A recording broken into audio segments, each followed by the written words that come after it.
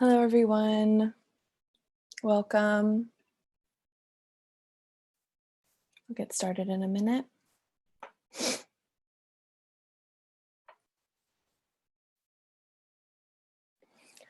All right, so welcome to the very first event of this year's Oxford Migration Conference under the theme Borders and Justice. I'm Bella, one of the OMSS co-presidents, and I'm incredibly lucky to have led alongside Sarah, our other co-president, who will continue with our introductions. Hello everyone, Bella and I are very excited to welcome you to the first event, the Border Histories panel. I also wanted to flag right at the beginning that today there will be another event, the keynote speech by Harsha Vallier, and we very much hope that you all will also be joining us for the keynote at 6 p.m. British Summer Time. However, due to time differences, we could not make the conference's opening event. But we do think it's great to start the conference with the Border Histories panel because we think it is really foundational when speaking about borders and justice to speak about border histories and how colonial practices relate to today's practices of border enforcement. And before beginning, I also wanted to take a minute to thank the entire conference team for all your work to make this conference happen. I'm extremely grateful for everything you've done, and I'm very much looking forward to the week to come. Great, and I just also wanted to take a moment to flag some logistics before introducing everybody on your screen. Each panelist will present and then there will be a Q&A. Please feel free to type questions into the Q&A box as you think of them with the name of whoever the question is directed to if that's applicable. You'll also have the choice to upvote and comment on each other's questions to show which are particularly interesting with the general audience. And now I'd like to introduce the chair, Dr. Ann Irfan. Dr. Irfan is a departmental lecturer in forced migration at the Refugee Studies Center and an award-winning scholar. She holds a dual master's degree from Columbia University and the LSE and a PhD from the LSE, where she wrote her doctoral thesis on the historical role of UN Relief and Works Agency in the Palestinian refugee camps. She previously taught at the University of Sussex and the LSE and is an associate fellow of the UK Higher Education Academy. Her book, An International Political History on Palestinian Refugees, is forthcoming with the Columbia University Press. And I'll let them take it from here. Enjoy. Okay, thank you very much, Bella and Sarah, for the introduction, for all of your hard work in organizing this, especially in the middle of such a crazy year at the moment. And thank you also to all of the attendees for giving up your time to be on Zoom once again. As Bella and Sarah explained, if this is our first panel of this week's very exciting conference, looking at border histories, immoral foundations, and we have 4 brilliant speakers coming up. How this is going to work is I will briefly introduce each of the speakers now. They will then each present their papers for about 10 minutes, and then we will have the remainder of the time for Q&A and discussion. So as Bella said, please do feel free to enter your questions in the Q&A box at the bottom of your screen as soon as you think of them. Our first speaker today will be Bava Dharani, who will be presenting on migrant labor in Singapore, Indentured, Servitude by Another Name. Bava Dharani has an LLM in international law and an LLB from SOAS, University of London.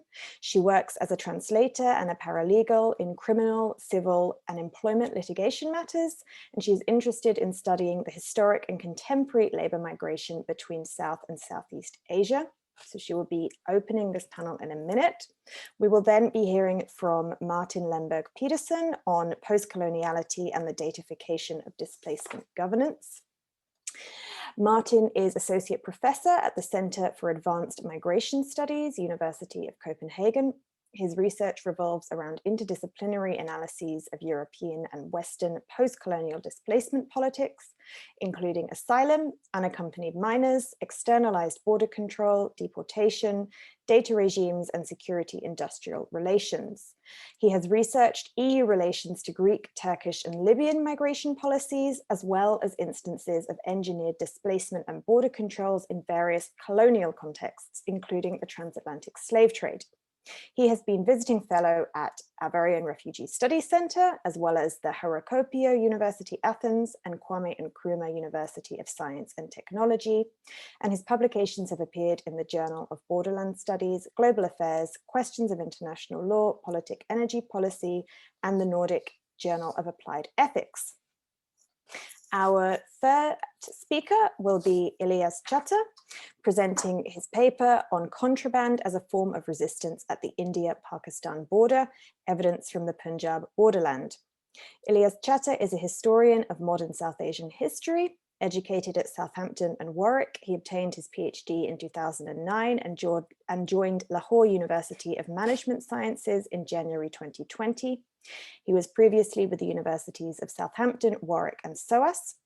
He is the author of the books The Punjab Borderland, Mobility, Materiality, and Militancy, 1947 to 1987, published with Cambridge University Press in 2021.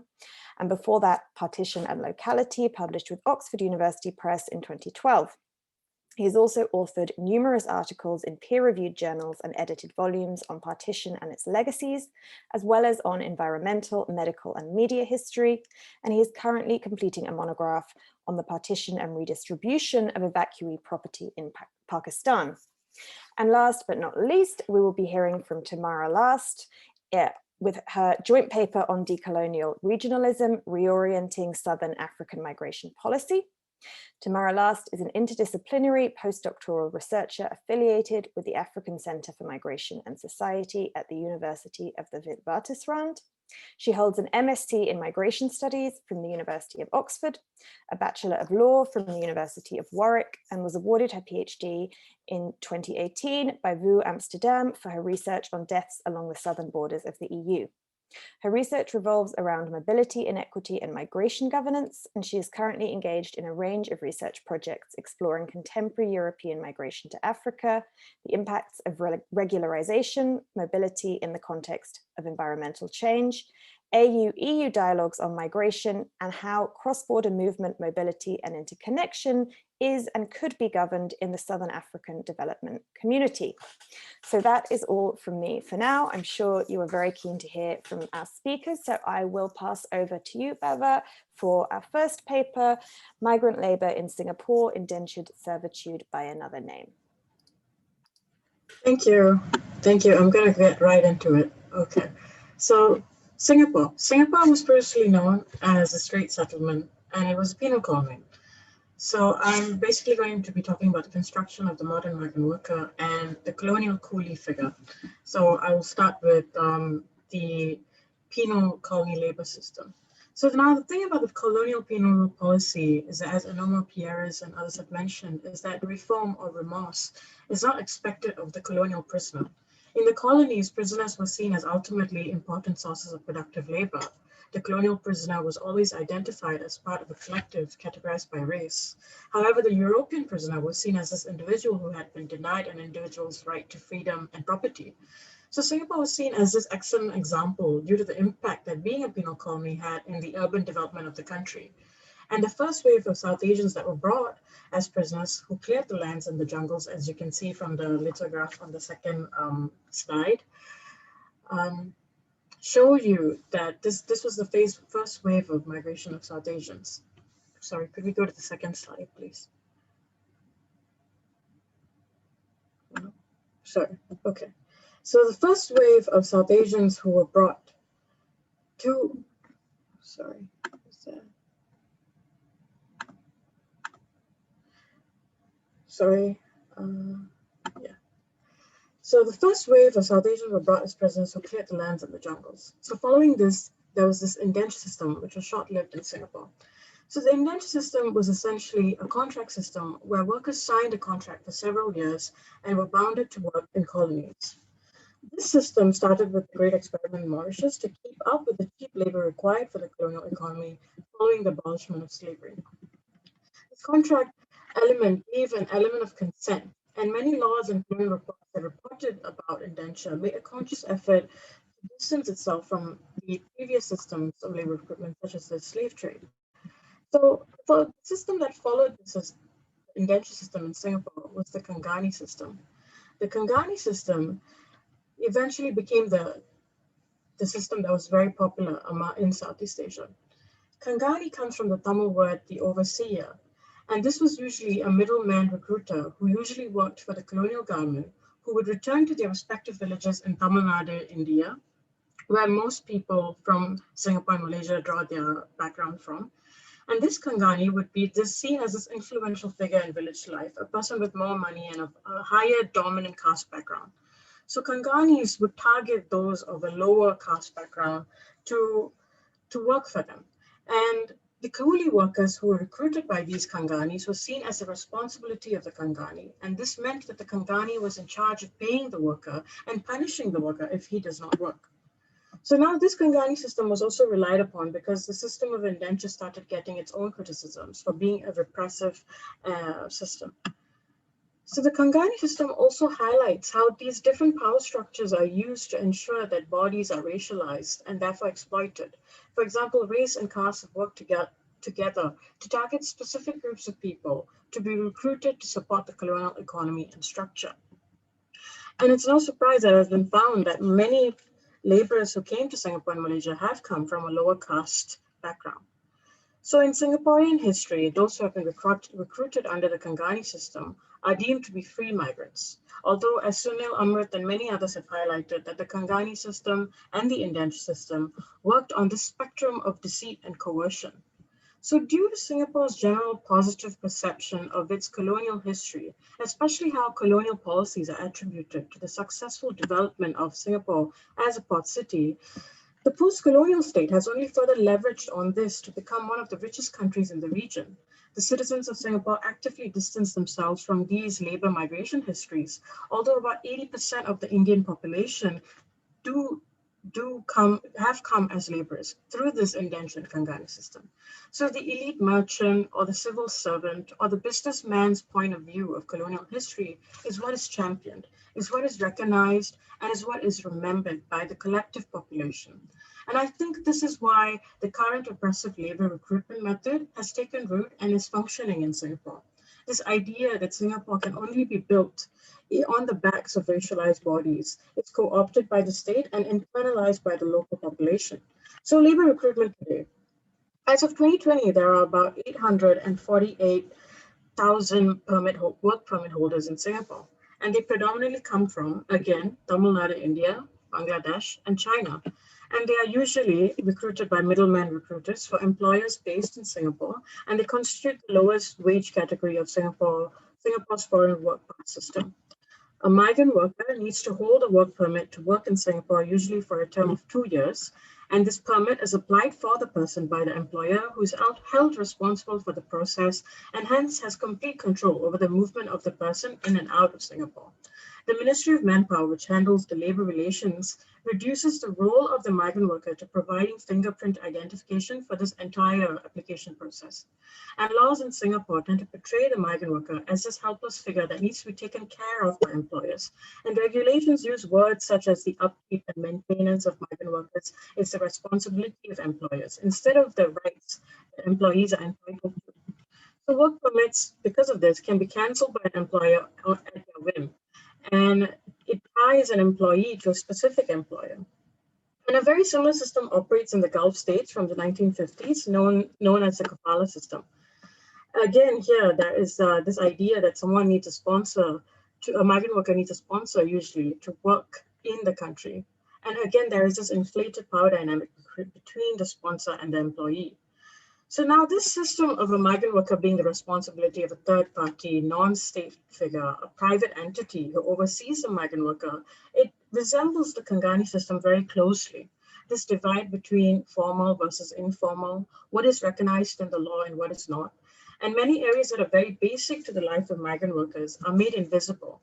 And there is this active construction, erasure, and policing of the racialization of the migrant worker. So with COVID, this entrenched inequality within the country has become very apparent. So about 93% of the cases in Singapore, COVID cases in Singapore, are from the migrant worker community, specifically from those who live in dormitory compounds. So out of the 320,000 migrant workers who live in the country, about 50% were infected with COVID. And this is because migrant workers are seen as a unit of labor and as a responsibility of their employers, but also because these dormitory compounds allow a certain separation of the migrant workers from the local citizens.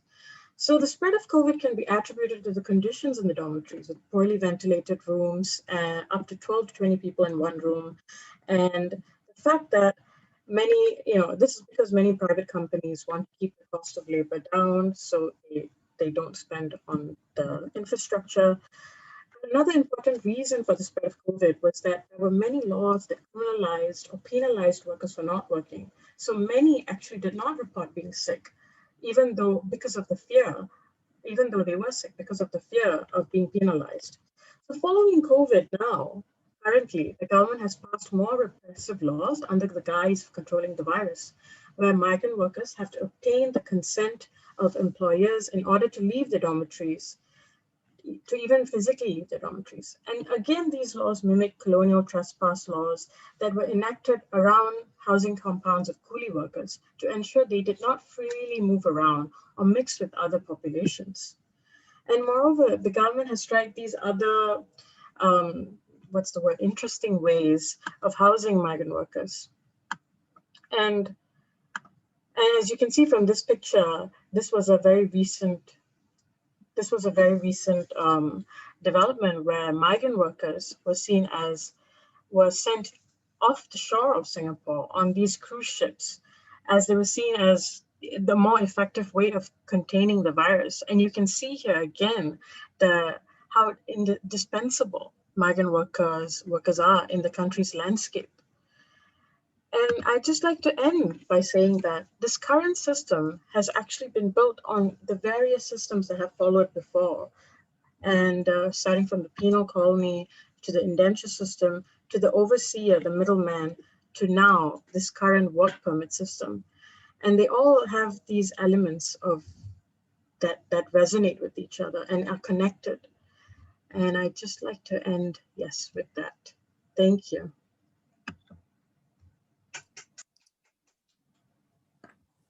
Thank you very much, Bava, for getting us off to a great start. We will now hear from Martin Lemberg-Pedersen. Over to you, Martin. Thank you very much, Anne. Let me just find the right one to share and to show from the start. Yeah, I hope you are all seeing what I'm seeing. I'll jump straight into it. I'll be talking about post-coloniality and the datafication of displacement governance. And the overview of the talk is hopefully going to be something like this. I'm going to talk first about post-colonial tracing of datafied displacement government, what I mean. Then I'm going to jump into the current context of humanitarian and border control datafication in displacement politics. Then I'm going to jump back in time to certain Atlantic economies of data craving before I jump back again to the EU's current political economy. And hopefully this will provide some ammunition for some concluding remarks about the situated knowledge in post-colonial displacement research. I just want to add that the two pictures you're seeing here, the wide gaze biometric eye is the front page of an Accenture report on border control technologies. And the picture to the right is a picture I took myself on the Caribbean island of St. Croix, which used to be a Danish colony, slave trade and sugar colony. Okay, so first of all, what do I mean by post-colonial tracing of datafied displacement governance? Well, first, to situate the inquiry a little bit, several authors have been writing about the lack of comparisons between current and already existing colonial cases of, in this case, forced migration policies, but in the case of this presentation, also datafied displacement governance. What this does is it bypasses parallels and lessons and theoretical advances. And it also have a tendency to reproduce a sort of a depoliticizing year zero tendency. This is Katie Long's concept, but it signifies the ahistoricity of a lot of forced migration politics, but also studies. So what do we mean by post-coloniality then? Well, something like the ongoing and constitutive effects of colonial encounters on, in this case, European and Western displacement practices and epistemologies. So these are not things relegated to the past. It's not a page turned on history. These are ongoing encounters still unfolding. that leads with it a challenge of talking about post-colonial continuity. And maybe we can reserve that sort of interesting debate to the Q&A, but I'm just gonna assume that we can talk about something like contingent stabilization of particular epistemologies that we can observe across temporal and spatial contexts. Some of these is the data valence that I'll be diving into, which can include lots of different kinds of data, such as biometrics, but also geolocation, remote sensing, and basically a lot of registration and record sampling, which we can observe across displacement contexts today and in the past. I'm relying also in general on Vergara Figueira's concept of epistemological erasure, which I think can be very useful when looking at such datafication. Now, some of your faces are sort of covering my slides. I hope you can see some of the illustrations. The way in which I'm trying to explore this is by this interdisciplinary combination of multi-sided ethnography, process trading, extending field sites, but also back in times into colonial archives and sites. And for this research, I've been in Accra, in Ghana, Lagos, Portugal, New York, Charleston, New Orleans, and Key West. And then combining it also with current repositories, such as some of the illustrations you're seeing here. Basically, there's a catchphrase which says data informatics or data is the new gold. And so in some recent work I did with the independent scholar Iman Hayoti, we're talking about how there's a pervasive data craving permeating a lot of humanitarian, but also border control technologies and politics. And it's about enthusiasm to harvest, store, and process ever more data. And in that article, we talk about the UNHCR biometric rollout in the last decade as a case in point.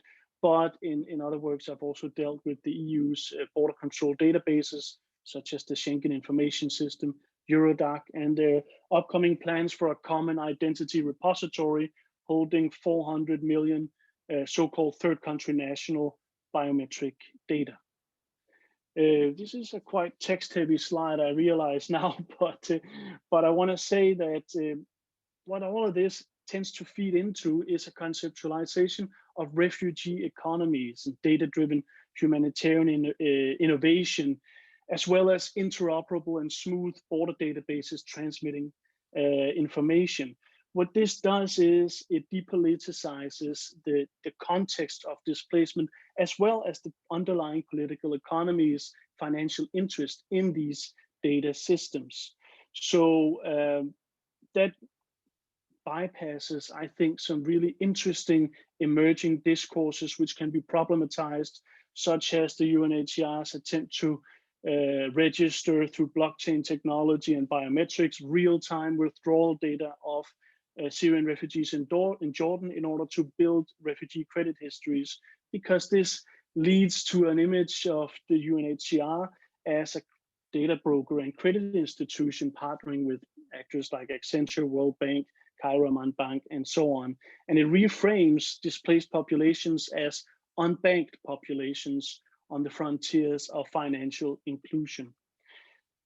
So the question has also been, like I said, is data the new gold? I would argue it's old gold, actually, but that technology and technological regimes have changed. Because if we go back and observe the dynamics of the transatlantic and into US slave trade, there's a pervasive data craving, obsessive collection of data in order to boost these economies. So it's interesting to explore parallels and explore the notion of a post-colonial continuity through such a context.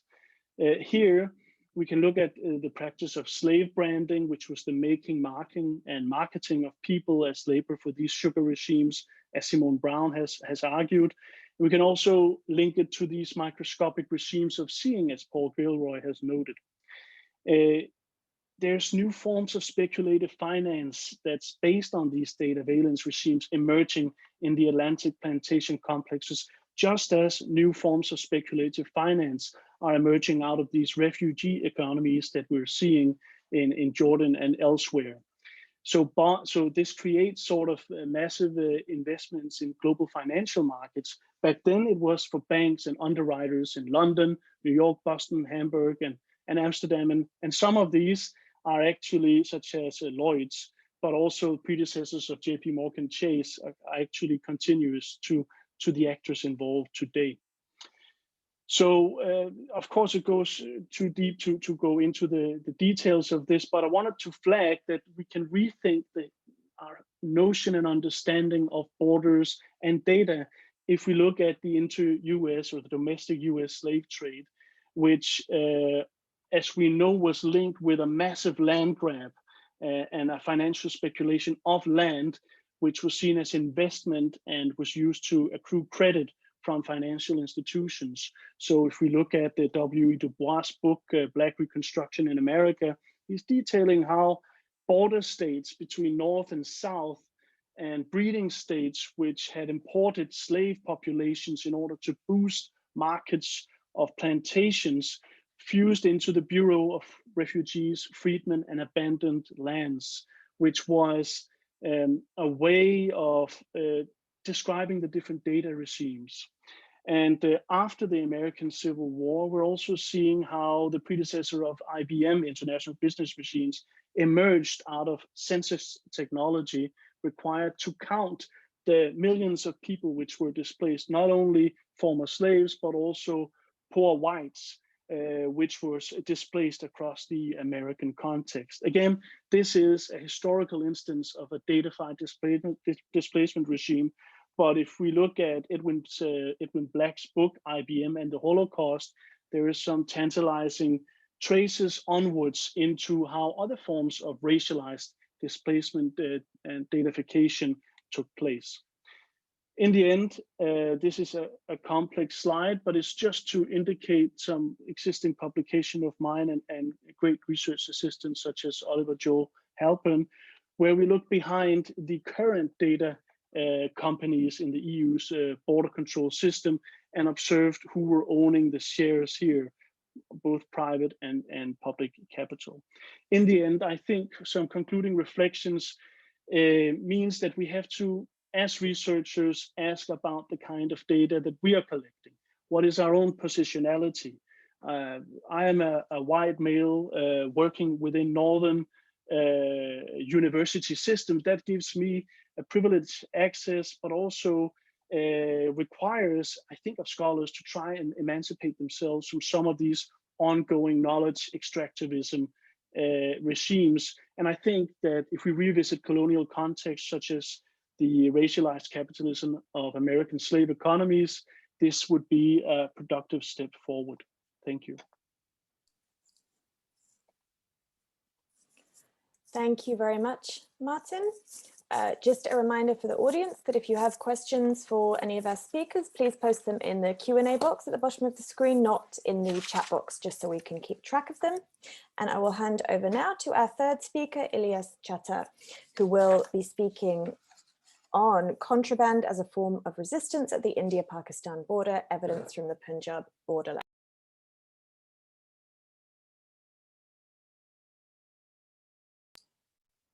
Ilyas, over to you.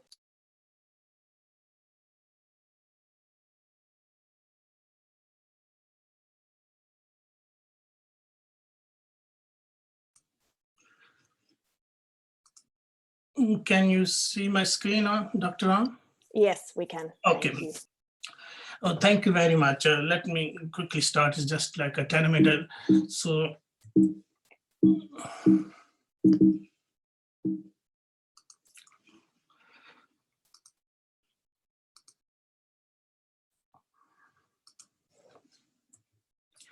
here is, I will be basically much focusing on Punjab borderland. It's basically Indian-Pakistan is quite a long border, but my presentations for as a whole will be only covering about this Red Cliff line. It's just a 500 kilometer border is from Kashmir, and so it's from cover mainly both sides of Punjab. Here was basically in 1947, massive killing or forced migration happened, and all like 10 million people crossed both sides of the border.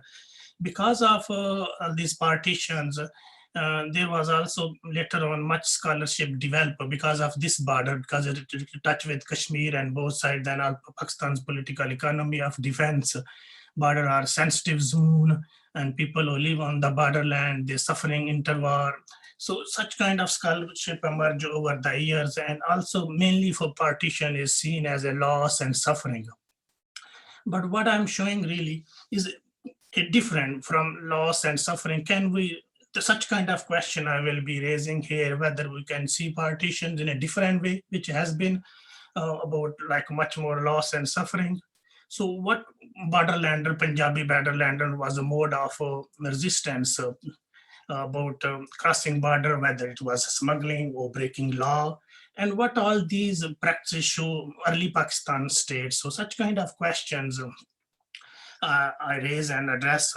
So let me first start with a bit about Ilyas and Lisad border crossing.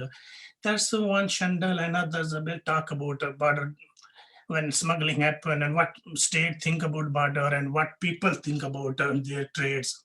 So they talk about third space. They talk about like socially section and protected, what people involved in border trade and other, they don't buy states narrative of smuggling, and even people who, not people who involved, but also consumers.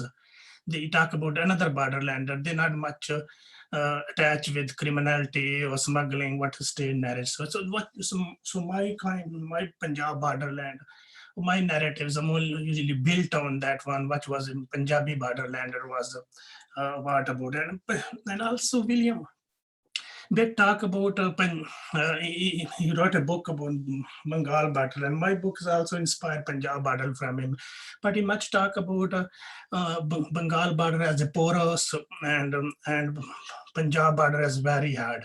But my study, really my documents and my study, this talk also based on my book, is much more, Punjab border was as porous as Bengal border. Those sides was Punjabi, there was language, no issue, same identity. So border was quite porous. It was porous until Khalistan movement started in 87. So until there was a huge mobility, motility, and it was, the level was such a high for that smuggling across border. Even it's play upward economic mobility for people who involved, especially for refugee who came from Amritsar and Delhi, and also for borderlanders who was farmer Sikhs, tenants, and they involved in new, when their land was allocated to migrants and they start new work smuggling, and they activate their relation with their farmer Sikh landlords. So that's, I show border was much more porous and there was environmental border. It was not really till 80s, there was not much border, as usually its claim is like very militarized border, but I was saying there was many reasons, zigzag, wild boundary, but one was the main reason was fluctuating boundary, like a river inside boundary. So until 1950s, there was no agreement between both sides, even to demarcation of the borders. So it's only happened in 1950, but it couldn't work very well. Only this, let's start with land boundary, but it wouldn't work very well. So then in 1956, Nehru was writing to Pakistani Prime Minister, let's start fix the date to demarcations. So what my whole argument is, border was not basically in 47 onward, border was not basically demarc, it was still continue process, and in continue, here is, I just wind up. It was still 1956 war, it was just few burjis, few pillar was basically developed, even not all over the border and just in few area. And only after Khalistan movement start, India one side, on Indian one side, border start sort of demarcation or fencing start. Before 80s or before even 1907, till 50 years before, there was not much border, as usually is another way around. And also I talk a bit about in this book, which I didn't mention, there was not much security on the borders. The Rangers and border security force all came after 65, and all other border institutions emerged after 1980s. So, and also in this whole process, when it all was happening, I consulted all the police record and ranger records, and they talk about massive kind of mobility on both sides of the borderland was happened. They was attending marriages, and they was going for local sands, they was going local markets. So that was come from that when they arrested, and they were showing what was the reason you crossed border. So they sort of, it was continue until 80s. So there was like a both side of the border was crossing border for daily routine. And also in the same time, massive level of smuggling system developed between both sides of Punjab, especially Lahore and Amritsar and Lahore and Delhi. So it was like a business, smuggling operation was a business-like manner, because then official trade between India and Pakistan started, and the smuggling system took over. And official, there was more, if we go for statistic, smuggling system was more working on both in India and Lahore and Amritsar than the official trade. So it was basically what kind of, it was basically everything was for smuggling, whether it was consumer good, whether it was electric, whether it was drug, whether it was cloth, for all sort of smuggling which was required for Lahore and which was required for Amritsar. There was, so was continue from vegetable to jewelry, so to medicine, even manuscript was smuggled. So here is why was this was happening basically? What was the reason? Basically, there was a big different prices between Lahore and Amritsar and Lahore and Delhi. Even for gold, the price was almost high in India than in Lahore. Same like whiskey or drugs was more in Pakistan expensive than in India. So all these things, because that was basically one of big reason smuggling was on this one. And also it was not really for individuals who was involved and subgroup was involved. It was basically also some firms, Lahore's bazaar and market develop on that smuggling goods. So I just show you the few Lahore's bazaar that was basically was specialization on particular aspects, and especially for Pan Gully that didn't exist before partition. That gully developed, bazaar developed after partition, that was exclusively for smuggling goods. It's called Indian Bazaar. It's still there. It's only exclusively only Indian products are available. No, probably before of demarcation is coming through different routes. So here is a bit product. I got picture from Pan Gully. All sort of Indian stuff come from Lahore. So what was only two big reasons was people who was involved this one. One was migrants who had a pre-partition connection in Amritsar and Delhi. They activate their, that's called a pre-partition relation. And also mainly consumer was mainly migrants. They prefer Indian products, especially Delhi based or Amritsar. And also another one reason was navigator. The local borderlander was basically, they know all the routes and they activate their relation with their farmer tenants and they start this one. So all this data was basically based on police record, ranger records and other, but there was also was basically a used then Punjabi border ballads. They talk about prosperity, the songs and others. So they develop, if you read them, it look like moral economy of smuggling on both sides. If the border kill, but there is also prosperity another way. So it's also more here, but if time for consumer can just quickly go for conclusion. I'm not looking for time. So my conclusion here is what I'm saying. Okay, now till 47, most of study existing talking about border was militarized, border was closed. But what I'm saying, no, the border was, there was continuity after a long time. Radical of line was basically, so this basically that's even after 1960 war, there was not much border and there was not much security on the border. There was sort of Burji border, like tiny bit pillar was on one side, another, and can't see one pillar to others.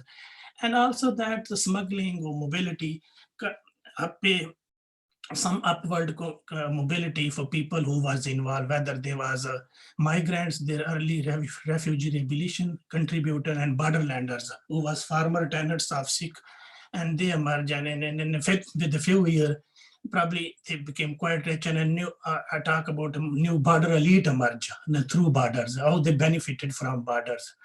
And as I show you, border is not only for individuals, border also contributed Lahore's and marketplaces, bazaars and others. Only after Khalistan movement, 1990s, border basically securitization as well, and all the border ballot talk about all good days gone. They not talk about 1947 was a suffering or good days gone. They're talking about when was basically 1980s, then border fencing happened, and border, they still talk about that time, basically the good days. And just finish it. Thank you very much. Thank you, Dr. Chattha. And now we will be hearing from Dr. Tamara Lust. Over to you, Tamara.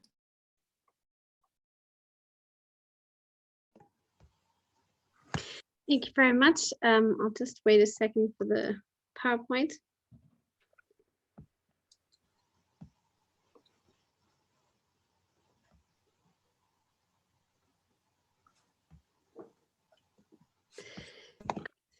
Thank you. Very inspiring presentations from the other speakers, and I'm happy to be part of this panel today.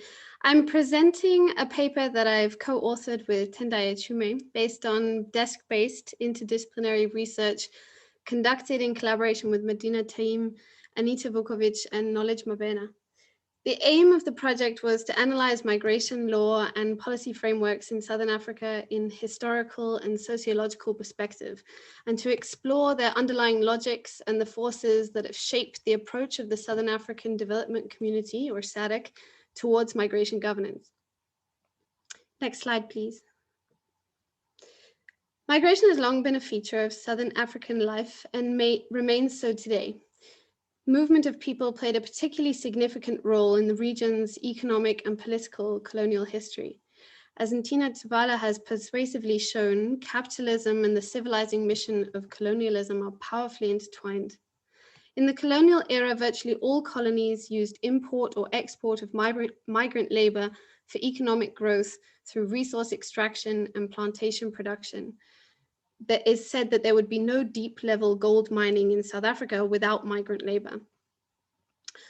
Often violent displacement and containment were the precondition for exploitation of Africans' labor that enabled mass production and accumulation of wealth in colonial metropoles. Africans were coerced into colonial labor and cash economies through tax systems that were imposed by colonial governors and by large-scale labor recruiting systems built by colonial corporations, especially mining corporations, which at their peak involved multiple actors and extensive transport infrastructure. In parallel, colonial governments designed laws and policies to govern migrant labor regimes, sometimes facilitating and sometimes frustrating these regimes. For instance, in 1913, South Africa imposed a controversial ban on tropical workers, which Francis Musoni has demonstrated prompted a surge in unauthorized migration that was tacitly supported by South African employers. African women were largely excluded from formal labor regimes on the basis of their gender, meaning that they could not migrate legally during the colonial era. But African migration women and men were not passive victims of the state corporate labor system. They often fought it back against it, for instance, through transnational labor organizing. They took advantage of it to exercise economic agency or circumvented it, migrating through unofficial channels outside of the colonial legal purview to find informal employment on farms, in domestic service, or to start informal businesses. While under colonial rule, Africans were widely denied citizenship, many post-colonial governments in the region have maintained citizenship and nationality laws that fail to redress this history by incorporating people now and still rely on ethnic difference and indigeneity, perpetuating statelessness. Contemporary migration regimes are founded on territorially bounded nationalized political affiliation, reproduce and exacerbate unresolved struggles for place and rights in contemporary Southern Africa. Of course, movement occurs in spite of the legal and policy frameworks designed to contain it, and migrants regularly find means of incorporation at other levels of society than the formal national level. However, exclusion and lack of pathways to incorporation means that much of the movement in the region is characterized as undocumented, unauthorized, criminalized, and thereby vulnerable and exploitable. For many people, documents are very difficult, if not impossible, to obtain, so that even when people qualify to claim rights, They are unable to do so or prevented by expensive, inaccessible, inconsistent, and sometimes corrupt street-level bureaucracy. While Tendayi and I do not argue that law and policy explain all contemporary challenges associated with migration, of course, legal frameworks contribute to creating and sustaining conditions that overburden protection mechanisms, perpetuate poverty, work against individual and community efforts to emancipate, and fuel exploitation, violence, and xenophobia. Next slide, please.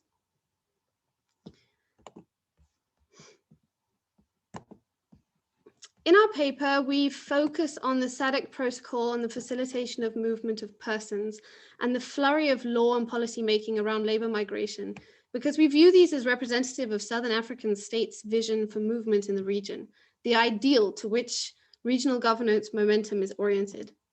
We've analyzed regional migration-specific and migration-related law and policies primarily for their approach and the logics underpinning them.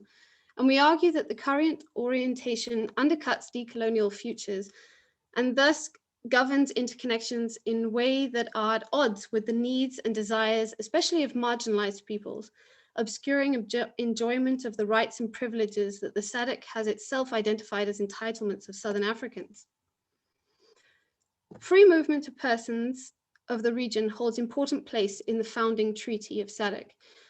The movement of Persons Protocol was finally adopted in 2005 after a decade of contestation and amendments that saw most rights removed, in fact. It is still not ratified by a sufficient number of member states to enter into force, but the SADC Secretariat still pushes for its ratification and references it frequently. Free movement of persons of the region, as it is referred to in the treaty, has been reduced in the Movement of Persons Protocol to a conditional right to temporary cross-border movement for documented citizens of state parties with sufficient means who have not been deemed to be prohibited persons under national law.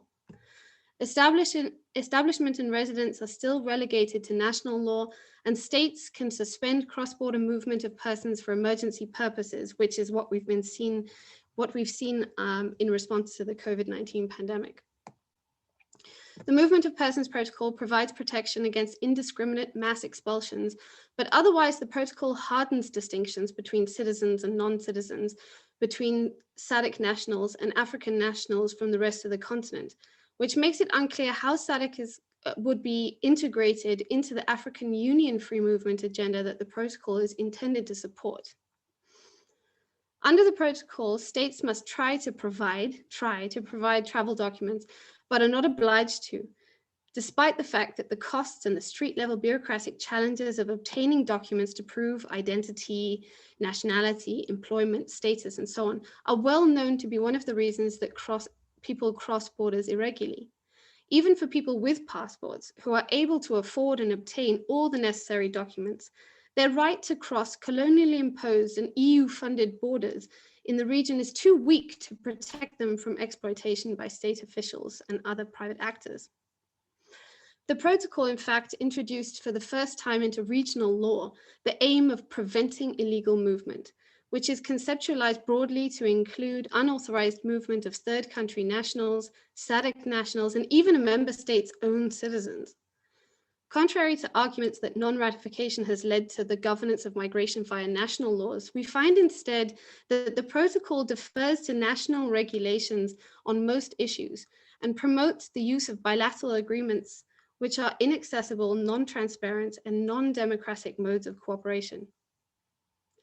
While free movement has stagnated from non-ratification, there has been a shift towards the development of labor migration policies, which distinguish between and prioritize the neoliberal free movement of labor over the decolonizing free movement of people. For instance, the labor migration policy framework, although it explicitly recognizes the regional history of coerced labor migration towards mines and plantations in colonial economic centers and the contemporary limitations of poverty, the needs identified to inform intervention strategies don't critically address colonial history, marginalization, poverty, or the racialized and hegemonic concept of skill.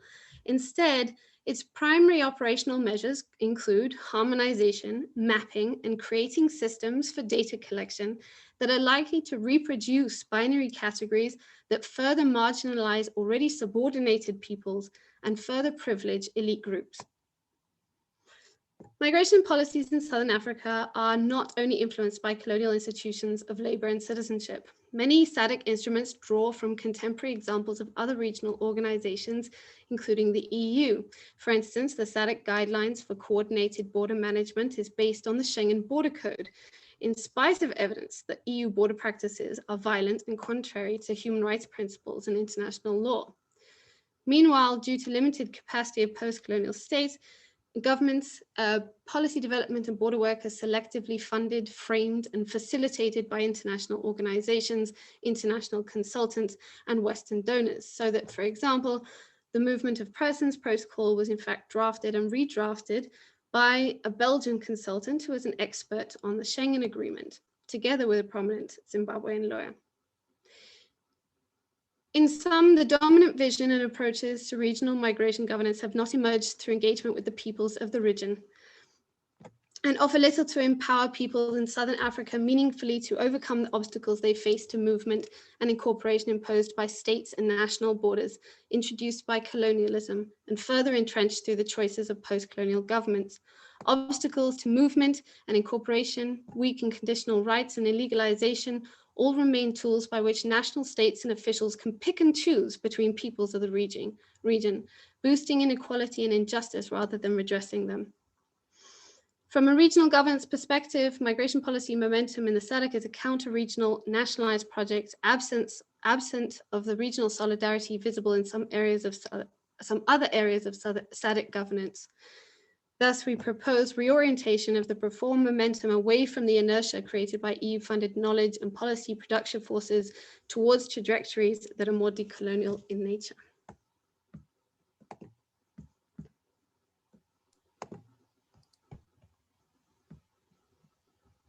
Okay, thank you very much, Tamara, and thank you to all of our speakers for 4 really interesting and thought-provoking talks.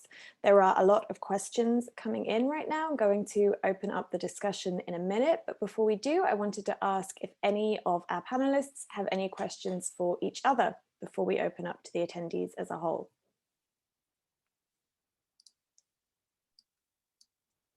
Martin. I have one, yes, thank you, Anne. This is for Tamara, thank you very much.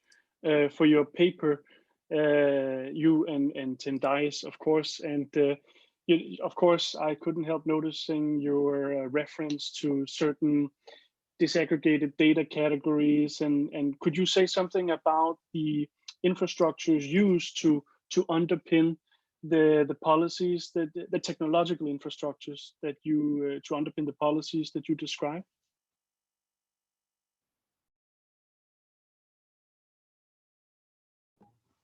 Should I answer straight away? Yes, please.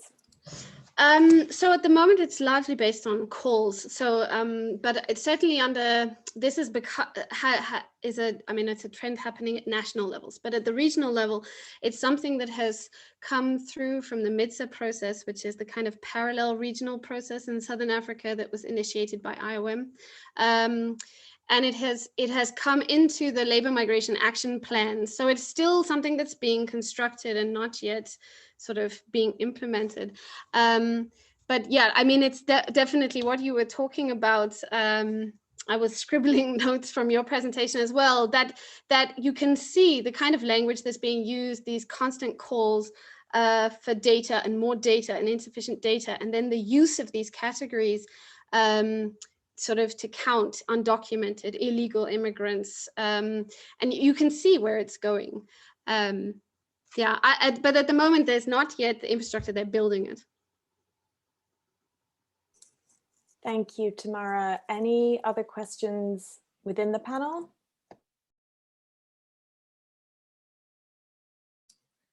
Okay, in that case, I am going to move to questions coming in from attendees. Just a reminder to all our attendees that if you do have follow-up questions for any of our panelists, or indeed for all of them, you can post your questions in the Q&A box at the bottom of the screen. So I'm going to open with a question for Bava, our first speaker.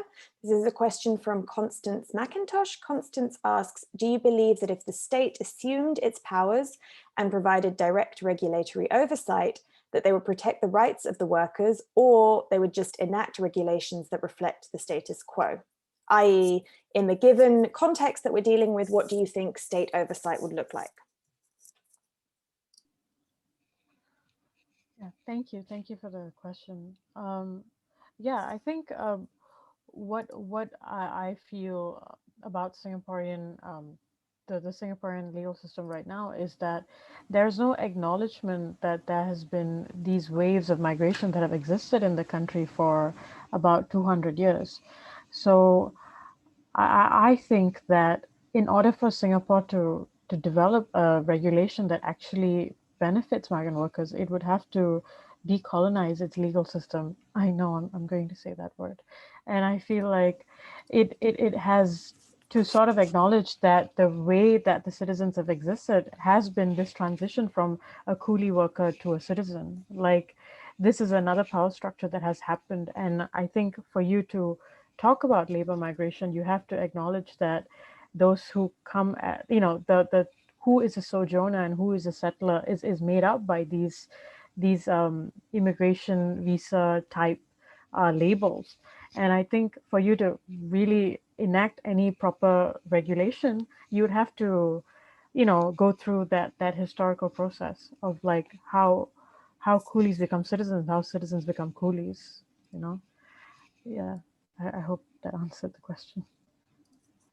Thank you very much, Bava. Next question for Martin is from Sheikh Jareen Tasnim, who asks, do you think that collecting these forms of data by several organizations only reinforces Eurocentric/neocolonial ideas against refugees and could risk hindering the integration process for them and their livelihoods in the European context? Thank you very much for the question, Anne and Sheikh. I think it's a great question. It's also a difficult one to answer because at the surface, I think we can argue a strong case that yes, there are some reinforcing and possibly even accelerating dynamics there. I think it goes deeper to the point of what kinds of categorizations we employ, and it means that we are able to compare current categories that we are full of, such as asylum seekers, refugees, irregular migrants, etc. And then we can compare them to earlier iterations of forced displacement. So contraband refugees, emancipados, recaptured, and so on. And these are just from the transatlantic example. Refugee camps in the Boer Wars in South Africa would be another. And so the idea is that by looking at the political economy, we're able to interrogate the upwards and downwards accountability that formulates these kind of epistemologies. And I think we're able to pinpoint some of the racialized categorizations that are at work here. And then the final part of your question, yes, I think there's a big difference between the envisioned smooth grid also of humanitarian actors that are sort of embedded, implicated in these data systems, and then the actual lives of people displaced. I'm just gonna share a link to an article about the UNHCR practices, where that's a key argument is actually the data regime that comes back, feeds into this system is not accurate of refugees' actual existence because they develop parallel lives in order to negotiate the donation machine. And we know, historically speaking, that enslaved people in plantations did the same. They circumvented the food rations, the work regimes. They were aware of these. And so they had counter strategies. So I think that's an important point, past and present. Thank you, Martin. And Bella has also just reminded us that the panelists are welcome to comment on each other's responses. So if any of you do wish to jump in at any point, please just feel free to unmute yourselves and do so. I am going to go now to a question from Shreya for Ilyas. Shreya writes, thank you for your talk. She has two questions. Firstly, why did the 1965 war not necessitate border fencing? And secondly, more recently, how do the recent deals on Sikh pilgrimages change or maintain the porous nature of the Punjab border? Thanks, Anna. I tried to address really, I typed that reply, but I can say more. Basically, that's my whole argument was border was not fenced or not militarized even after 1965 war. There was many reasons, but one what I can say on Pakistani side was Pakistan was not much anymore interested for that western border. They were much more interested for border in Bengal because a huge smuggling was happening, like especially jute, fish, and other to India, and Pakistan invested much resources. Much was in negotiation. Pakistan always linked the western border with the eastern border, so there was not much Pakistan concern about Punjab border because much of the smuggling was coming through India, and Pakistan was mainly for benefited in early years. That was one reason. And when even that Khalistan movement happened, I think that was basically first time in 87, Indian Parliament passed a resolution, and that sort of fencing start happened probably through Lahore and Amritsar rather than starting from Kashmir. Kashmir just started till 2004 because to stop all these was the Sikh was coming to Pakistan, and from whole this project for fencing, and Pakistan didn't pay a single penny. That is another reason. And Pakistan again much more want to pay for Bengal sites. So I think I should leave it. Okay, anything else or any other panelists want to come in here? Okay, thank you. In that case, the next question is for you again, Bava. Someone asking, how has the colonial coolie method influenced the construction of model migrant workers and their rights in countries across Southeast Asia, especially countries with developing economy status such as Singapore and Malaysia? And this is a question from Ruthra Mary.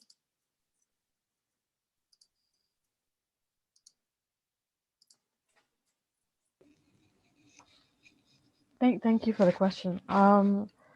Yeah, I think the colonial coolie method, it's something that I think it's very similar in the sense that many attributes that the coolie is known for get passed on to the modern migrant worker. For example, the coolie worker, specifically the Tamil coolie worker in the Southeast Asian context, was seen as having an alcohol problem throughout in a lot of colonial records. It's mentioned that the Tamil coolie has an alcohol problem.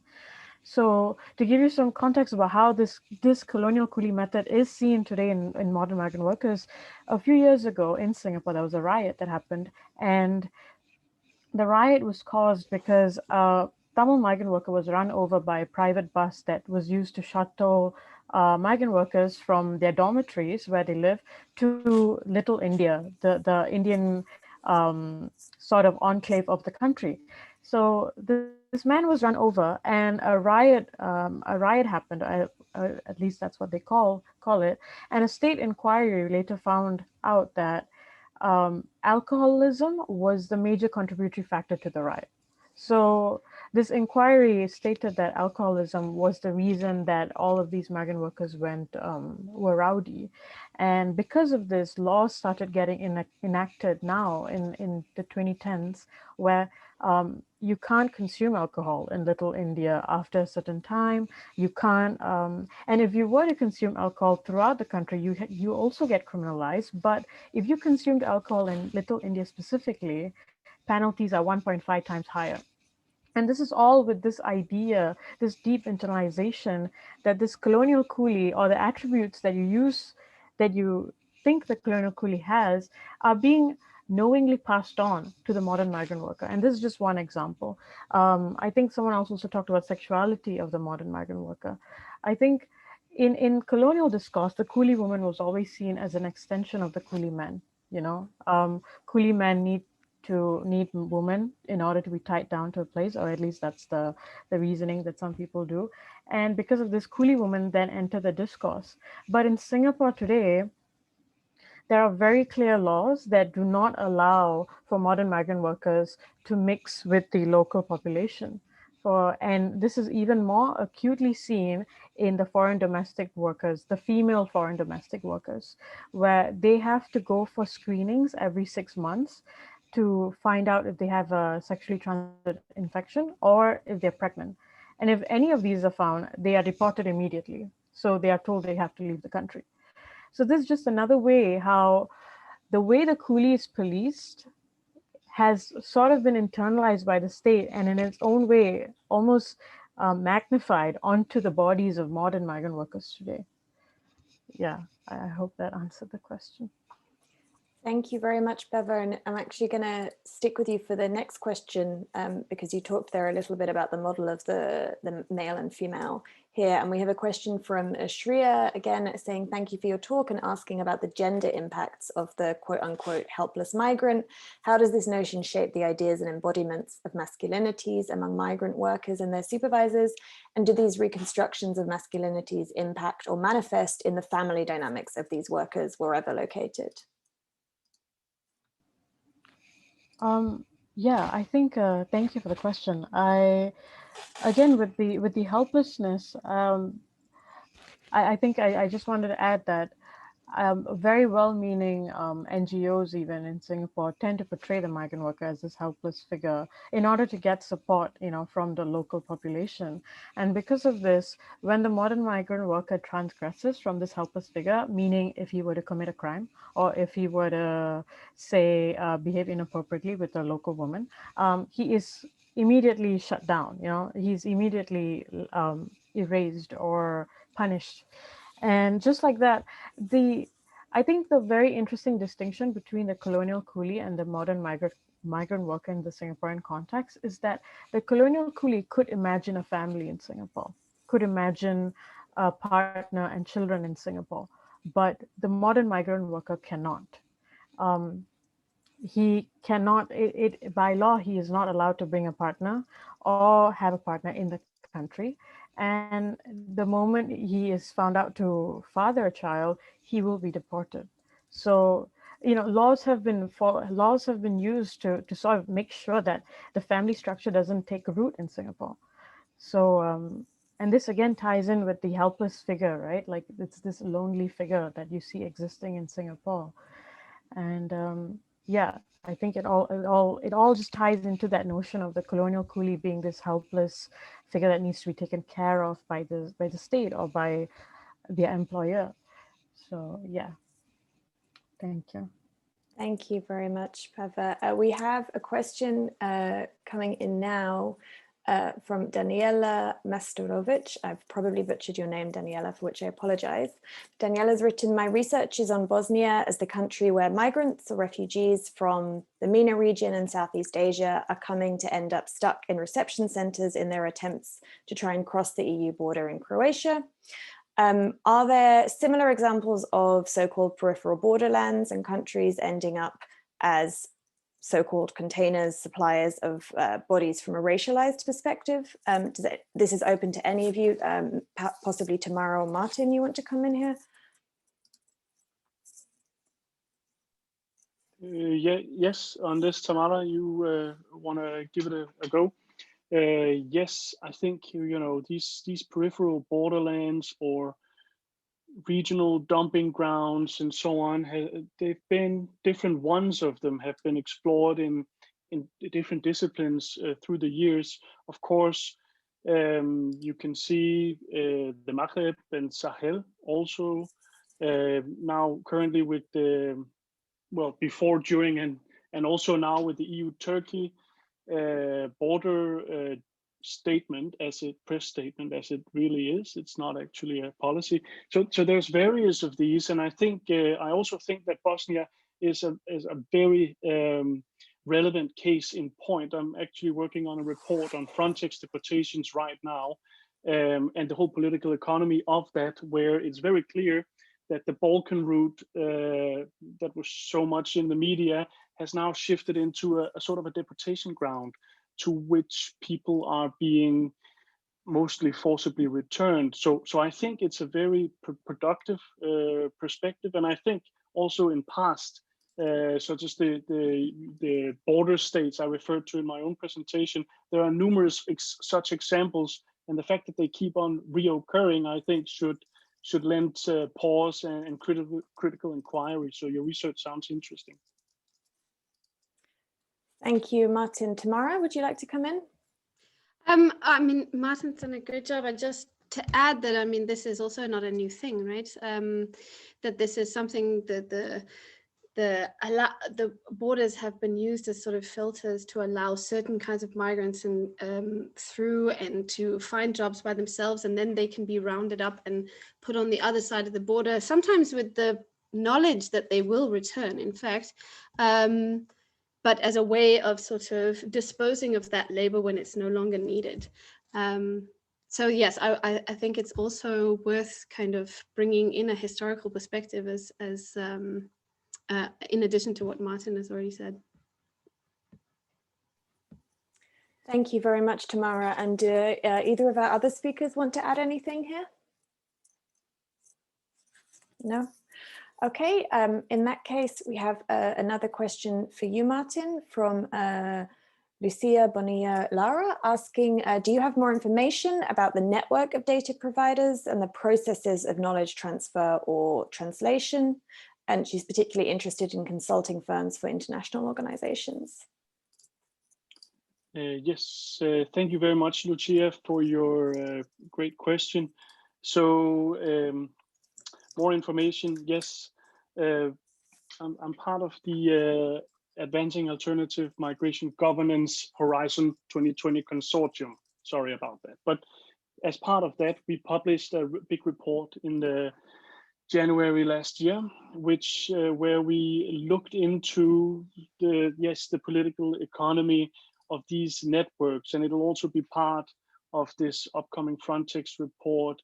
And I would also recommend you actually engage with the research of Ludek Stavinoha and Apostolis Fotiadis. They have been writing about McKinsey, which and McKinsey's influence on the shaping of, for instance, German, but also Greek asylum policies. I think it's a very interesting topic of your PhD, and I think it is largely uncovered. And just the last point, so I don't before Ann moves on with the next speakers, I think that there's a big asymmetry here. I'm looking at EU, for instance, and because of certain legislation, you can actually look at the budgets, and you can, through the transparency register, which is not accurate, but at least it is a voluntary of companies saying, when did we meet with who in the commission, for instance.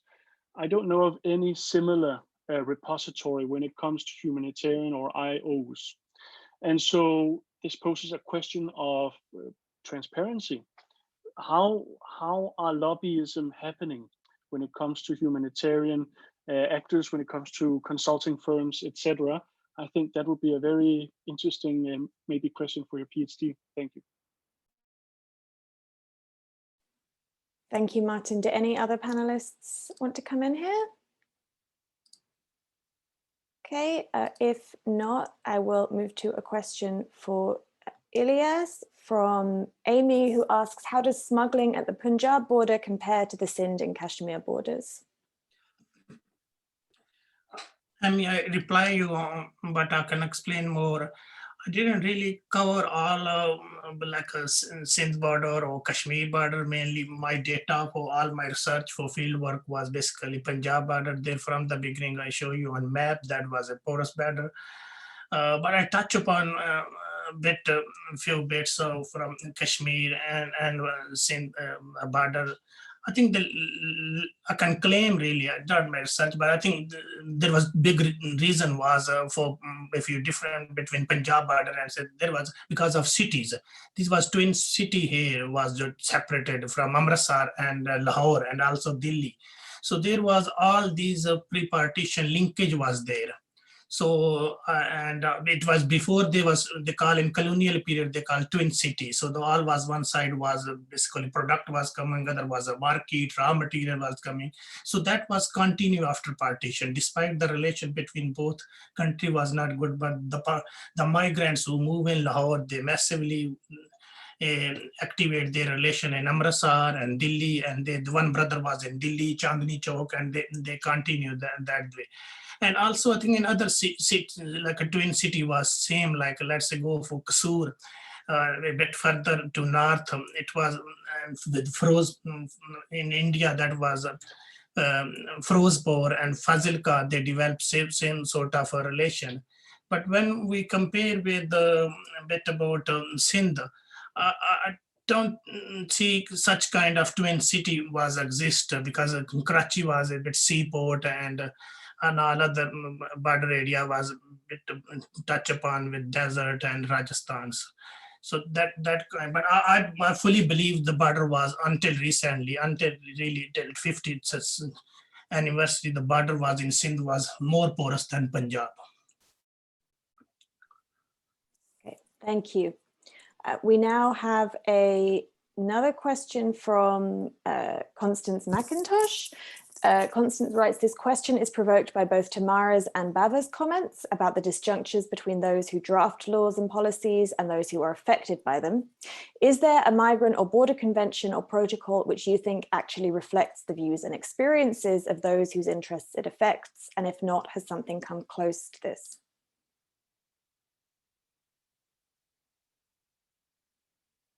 Tamara or Bava, would you like to come in here, or indeed Martin or Ilyas?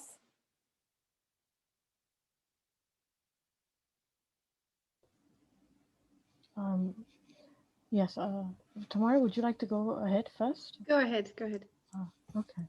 Yeah, I think conventions-wise, I have to be honest, I don't think Singapore signs a lot of things, a lot of international conventions. So I feel like I wouldn't know, I wouldn't be the best person to answer this question, so I'm going to give it to Tamara. I mean, certainly in the Southern African context, I do not know any of any. I think there was there has been a Mytilene Declaration or something like that, which was organized by activists in the EU context during the border crisis in Greece in 2015-16. Which I'm not so familiar with, but I recall it. And there was also, I can't recall its name now, but I can look it up in a minute. But there was a convention that was drafted by international lawyers who call themselves who take third world approaches to international law. Quite a few years ago now, but where they tried to rewrite a lot of this stuff in a way that would represent self-determination and especially individual determination, self-determination of peoples who were on the move, and especially those who had been displaced because of colonialism, and doing as much as they could to undo that damage. Yeah, I will post it in the chat if I can find it quickly. And well, Martin was nodding, so maybe he remembers the title. Martin, would you like to come in? That was unfair, Tamara. No, I don't remember the. It's after a city, right? But the trail, yes, exactly. I mean, that's the only one. But I may just not know enough here. But I also wanted to just reflect, adding to your answer, Tamara, that it's a great question, because I think we need to understand the legal frameworks that we use for the epistemologies we have about displaced persons. And most of you will know this, of course, but the 1951 convention is a European invention from a European context. And if we compare it with the Cartagena from 1984, or the OAU convention, and to some extent the Kamala also, then there are different definitions of refugeehood. And of course, these are all work by state, so it doesn't really address the question, but still it's another and in many cases wider definition of what it means to be a refugee than the European one. So there's also that to look at. Sorry, can I just come in very quickly? Yeah, I think I'm not very familiar with legal mechanisms, but I'm sure many of you have heard as well about the Milk Tea Alliance, this social media tag that has been coming out of Southeast Asia.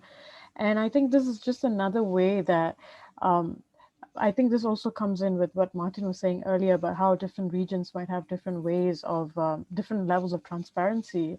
And it's also about how people work through that levels of transparency to sort of organize and act.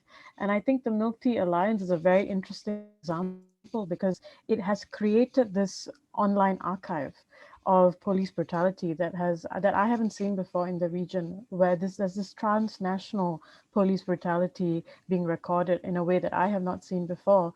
But it's also being used under this label that you can't pinpoint any national leader. And because of this, it has sort of surpassed the ASEAN way of doing things. And this ASEAN way of doing things is always states not interfering into the internal issues of every country. So I think maybe I haven't seen a legal mechanism, but I have seen Twitter hashtags, and that's maybe that's also where we're headed. So yeah. Thank you, Bava, Martin, Tamara. Ilyas, do you want to come in with anything on this point? Yes, I kind of, but in a total out of context and different reference. So for really for like, let's say if I compare like Punjab border and let's say Bengal border, I think in Bengal border, because it was both basically, it's called Radcliffe lines, because Radcliffe was that was much more on paper. When they on the start on the ground, the Radcliffe, they need a reinterpretation. The Indian interpretation was different, Pakistan was different. Then they hired something Swedish, something retired justice. So so for especially for Bengal borders, I didn't work on this, but I saw the Bengal border. So then one justice was with few years till 50s, or so how to interpret all these things. So, and for Punjab border, what I noticed, rather than they was claiming we have no skill for boundary making, especially for aerial when there was a river and other. So and then they approach Commonwealth and then some London survey team or Canadian aerial team. So they help him sort of that way. I don't know if that question is related or not, but that's the only thing I know. Thank you very much, Ilyas, and thank you to all of you for your questions and to all of the panelists. We are going to close here the first panel of this week's conference, and I'll hand back over to Bella. Yes, thank you so much to everyone for attending, for the panelists for preparing such thought-provoking presentations, and especially thank you to Dr. Irfan for moderating. And thank you as well to our co-hosts, the Route Magazine, Border Criminologies, and the Oxford Migration Mobility Network. Thank you so much as well from my side. I think it has been a tremendous start to the conference, and I've really enjoyed as well the discussion and the Q&A among the panelists and the entire audience. And I just wanted to flag once again, there's a whole week ahead of us, and especially be sure to join us as well tonight at 6 p.m. British Summer Time for our keynote speech by Harsha Walia. I'm looking forward to seeing you there. Thank you so much again.